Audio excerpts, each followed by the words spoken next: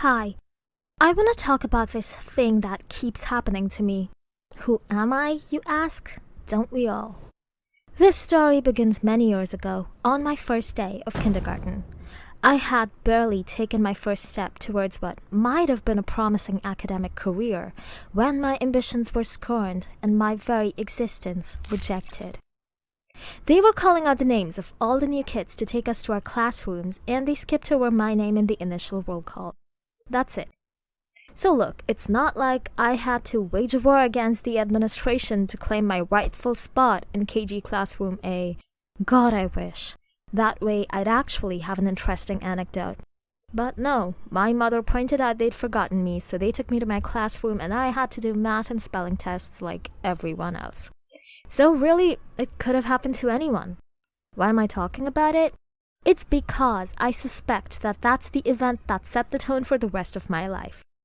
A couple years later, our class was putting on some kind of flower-themed dance performance. Fun times, by the way. You get a break from the multiplication tables, your teachers get to question their career choices, and your parents get to take cute photos of you wearing some rented costume. Anyway, flower-themed dance. We were divided into groups. There was sunflower, rose flower, whatever. I didn't care. I was stoked about being in the lotus group because that's the best flower. So all these 6-year-olds were standing in their own flower groups, territories, bunches, getting assigned a position for the dance. And before too long, I realized I didn't have one. The teacher in charge of the lotus bunch told me I must have gotten my group wrong. After all, they had no free spots. Clearly, I was supposed to be elsewhere. So I had to leave and look for my real flower group.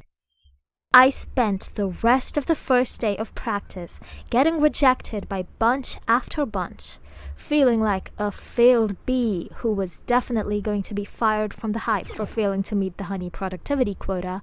I resigned myself to being groupless. Sorry. How that would work during the actual performance, I didn't know. What I did know was that this whole ordeal had left me feeling stupid and embarrassed. So I did what I've always done best.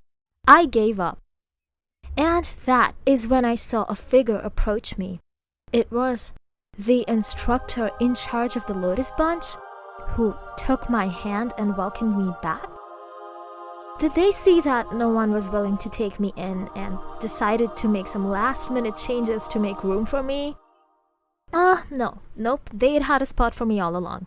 I was supposed to have been in there after all. For some reason, they just didn't realize that until the end of the day.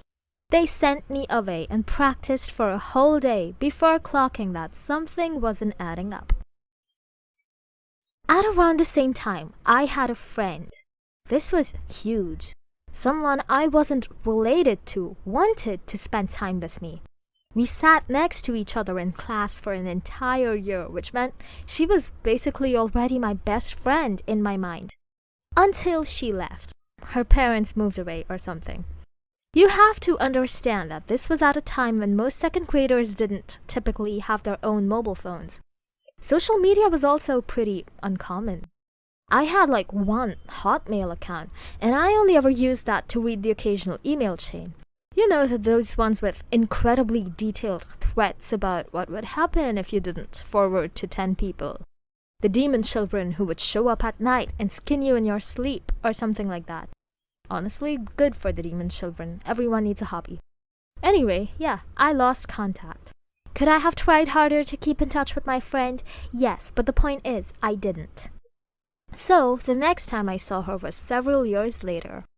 She was talking to a few other classmates we'd had, and she seemed to remember them all. So, there I was, fantasizing about a beautiful reunion, only she had no idea who I was. Maybe she just didn't recognize me specifically for some reason. So, did I reintroduce myself? Did I tell her who I was? Nope, I gave up. Makes sense that you wouldn't remember me. We weren't that close anyway. And so we never spoke to each other again.